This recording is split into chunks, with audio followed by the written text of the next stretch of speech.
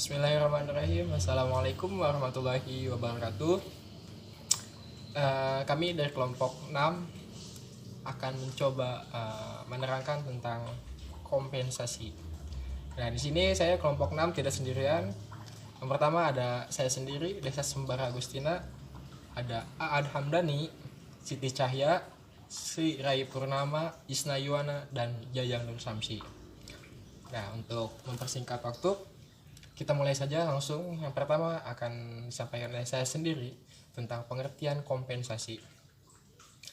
Di sini kompensasi mengandung arti yang lebih luas daripada upah dan gaji.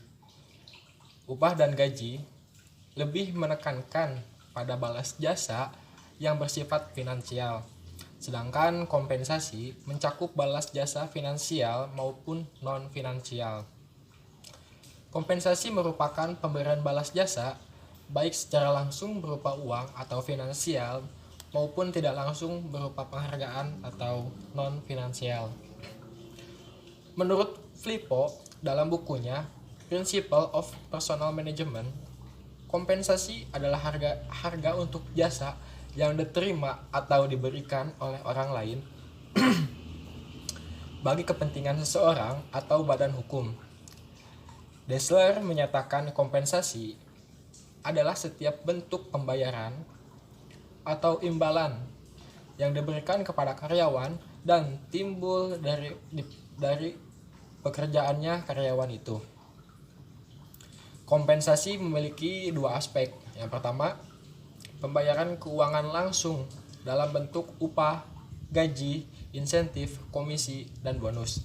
Sedangkan yang kedua, pembayaran tidak langsung dalam bentuk tunjangan keuangan seperti asuransi dan uang liburan yang dibayarkan perusahaan.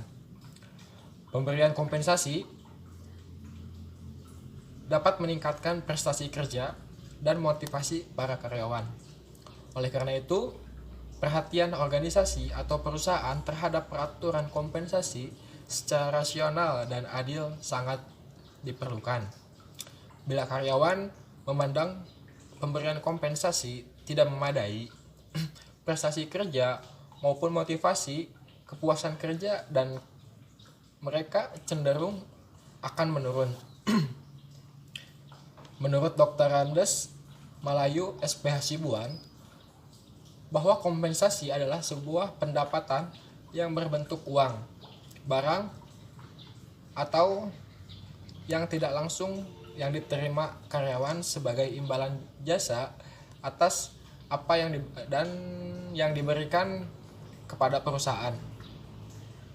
Kompensasi dibagi dua, yaitu kompensasi langsung atau direct compensation yang berupa gaji, upah, dan insentif.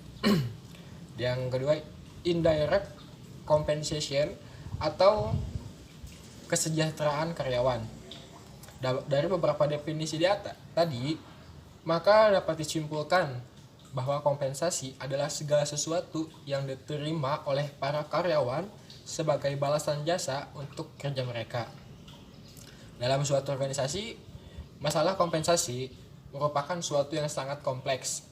Namun, paling penting lagi bagi karyawan maupun organisasi itu sendiri. Nah, sekian dari saya yang telah menyampaikan pengertian dari kompensasi, dan nanti akan dilanjutkan oleh rekan saya akan menerangkan tentang jenis-jenis kompensasi yang diberikan kepada karyawan. Terima kasih. Perkenalkan, nama saya Aad Hamdani. Di sini saya akan menjelaskan tentang jenis-jenis kompensasi yang diberikan kepada karyawan. Komponen dari keseluruhan program gaji secara umum dikelompokkan dalam kompensasi finansial langsung, tak langsung, dan non-finansial. Berikut ini akan dijelaskan jenis-jenis kompensasi yang diberikan perusahaan kepada para karyawan.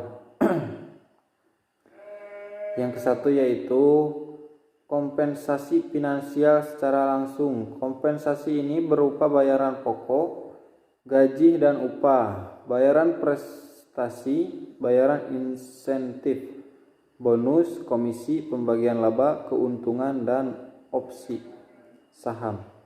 dan bayaran tangguh, program tabungan, dan anuitas pembelian saham. Yang kedua yaitu kompensasi finansial tidak langsung. Kompensasi berupa program-program proteksi, yaitu asuransi kesehatan, asuransi jiwa, pensiun, asuransi tenaga kerja. Bayaran di luar jam kerja yaitu libur, hari besar, cuti tahunan, dan cuti hamil. Dan fasilitas seperti kendaraan, ruang kantor, dan tempat terakhir. Yang ketiga yaitu kompensasi non finansial. Kompensasi berupa pekerjaan tugas-tugas yang menarik tentang tanggung jawab, pengakuan, dan rasa pencapaian. Lingkungan kerja, kebijakan-kebijakan yang sehat, supervisi yang kompeten, kerabat yang menyenangkan, lingkungan kerja yang nyaman. Terima kasih. Assalamualaikum warahmatullahi wabarakatuh. Saya Siti Cahaya Umaya akan menjelaskan tentang fungsi pemberian kompensasi. Program kompensasi atau balas jasa umumnya bertujuan untuk kepentingan perusahaan, karyawan, pemerintah, atau masyarakat. Supaya tujuan tercapai dan memberikan kepuasan bagi semua pihak, hendaknya program kompensasi ditetapkan berdasarkan prinsip adil dan wajar. Program kompensasi harus dapat menjawab pertanyaan apa yang mendorong seseorang bekerja dan mengapa ada orang yang bekerja keras sedangkan orang lain bekerjanya sedang-sedang saja. Nah, fungsi pemberian kompensasi adalah sebagai berikut. Yang pertama, pengalokasian sumber daya manusia secara efisien.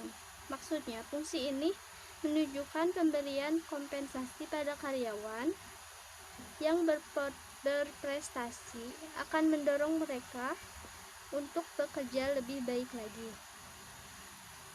Yang kedua, penggunaan sumber daya secara lebih efisien dan efektif.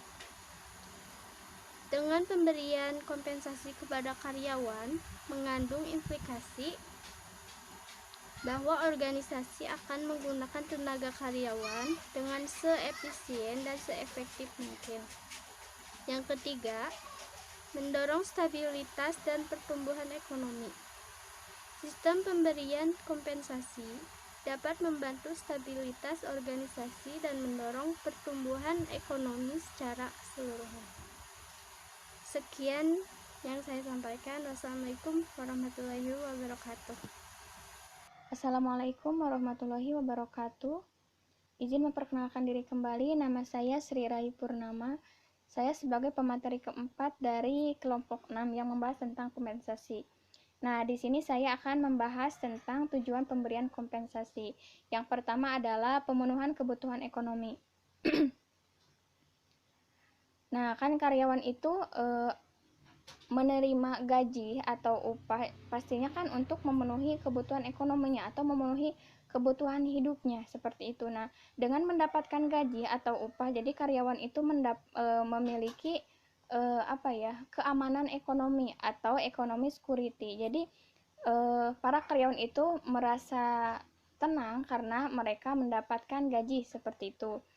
Nah, kemudian yang kedua adalah meningkatkan produktivitas kerja. Dengan pemberian kompensasi akan mendorong para karyawan bekerja secara produktif.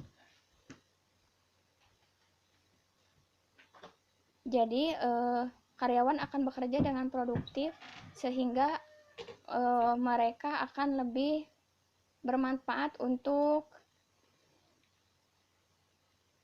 perusahaannya seperti itu. Nah, kemudian yang ketiga adalah memajukan organisasi atau perusahaan. Semakin beraninya suatu perusahaan atau organisasi memberikan kompensasi yang tinggi, maka akan semakin sukses pula perusahaan tersebut. Sebab pemberian kompensasi yang tinggi itu kan mungkin apabila pendapatan perusahaannya itu makin besar seperti itu. Nah, jadi pemberian kompensasi yang besar itu adalah ciri bagi perusahaan yang besar juga seperti itu. Jadi dengan memberikan kompensasi, perusahaan akan menjadi besar karena para karyawannya bekerja dengan semangat untuk mendapatkan kompensasi tersebut. Nah, kemudian yang terakhir adalah untuk menciptakan keseimbangan dan keadilan. Nah, ini berarti bahwa pemberian kompensasi berhubungan dengan persyaratan yang harus dipenuhi oleh karyawan pada jabatan sehingga terjadi keseimbangan antara input dan output seperti itu. Nah, jadi ada keseimbangan antara input dan output. Maksudnya seperti ini. Ada keseimbangan antara input atau yang diberikan oleh karya yang diberikan oleh karyawan dengan output. Output yaitu kompensasi berupa gaji ataupun upah yang didapat oleh karyawan. Nah, dengan adanya kompensasi, keseimbangan tersebut bisa dicapai seperti itu. Nah, kan misalnya kalau tidak diberikan kompensasi, gajinya tersendat, otomatis pekerjaannya pun akan tersendat karena karyawan merasa dirinya tidak seimbang gitu antara apa yang dia lakukan dengan apa yang dia terima seperti itu. Nah, jadi beberapa tujuan dari pemberian kompensasi itu adalah sebagai berikut. Untuk selanjutnya adalah bahasan tentang faktor-faktor yang mempengaruhi besarnya kompensasi akan dibahas oleh Isna. Terima kasih. Assalamualaikum warahmatullahi wabarakatuh. Nama saya Isna Yuwana, saya dari kelompok 6. Saya akan mempresentasikan tentang faktor-faktor yang mempengaruhi besarnya kompensasi. Yaitu diantaranya satu, ada penawaran dan permintaan tenaga kerja.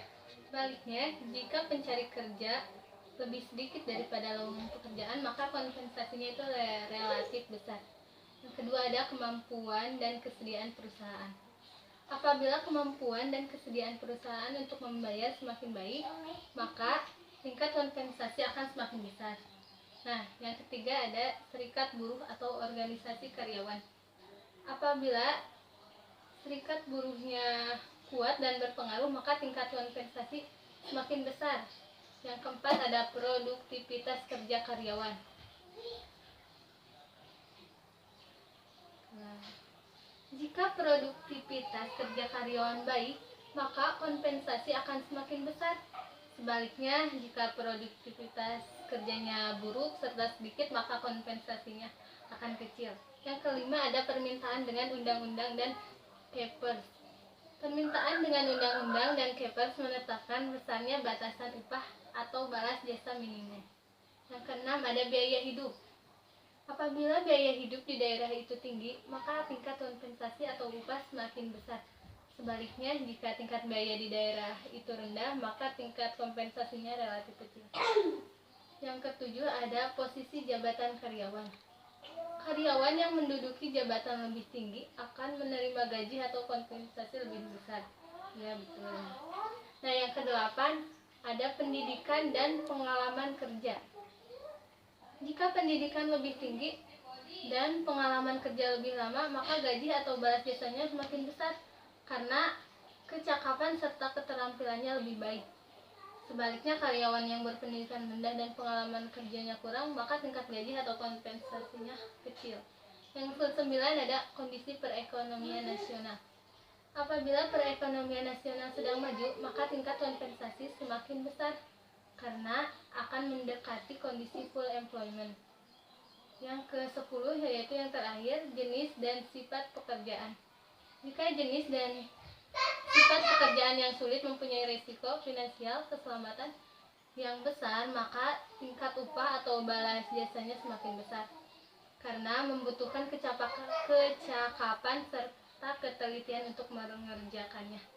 Tetapi jika jenis dan sifat pekerjaannya rendah dalam arti resikonya kecil, maka tingkat upah atau balas jasanya relatif rendah.